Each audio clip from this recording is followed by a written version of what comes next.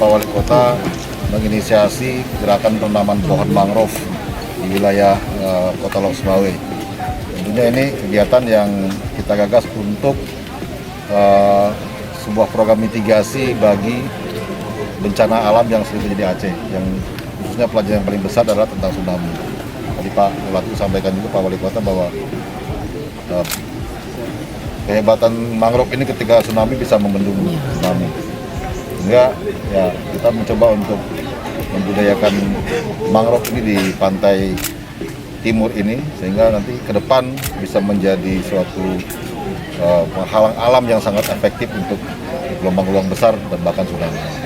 Hari ini kita memulai dengan 1.000 pohon dulu, dan kita berharap nanti Dandim dan jajaran dengan satuan di bawah Korem untuk bisa menginisiasi lebih banyak lagi penanaman pohon. Dan juga berharap masyarakat juga Pak Wali ya bisa ikut membudidayakan tanaman mangrove di pantai-pantai yang ada di wilayah timur ini.